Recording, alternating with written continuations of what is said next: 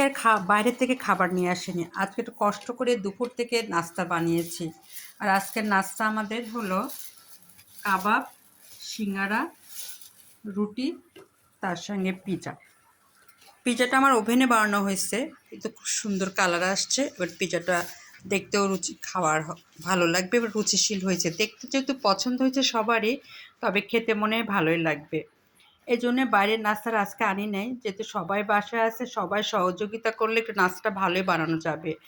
আর বাইরে গেলে একটু সময় নষ্ট হবে, আবার টাকা পয়সাও দেখা যাবে একটু বেশি লাগবে, তাই চিন্তা করলাম আজকে ঘরেই বানিয়ে ফেলি। আর এই দেখুন আজকে আমাদের বিকালকার নাস্তা, আমাদের মা, মেয়ে, ছেলে সবারই এই 4 জনের নাস্তা এটা। কাবাবটা আমরা বানিয়েছি, এই দেখুন সুন্দরই হয়েছে। রুটিটাও খুব সুন্দর হয়েছে। সিঙ্গারা একটু ছোটো ছোটো বানিয়েছি, কিন্তু পিজা একটু পুড়ে গেছে, তাও সুন্দর হয়েছে। এই দেখুন একটু পুরা পুরা হয়েছে। তারপরও পিজার কালার আসছে ভালো, স্বাদও আসছে ভালো, কারণ মেয়ে একটু খেয়ে বলেছে মা ভালোই হয়েছে। আর এর সঙ্গে থাকবে আমাদের চা।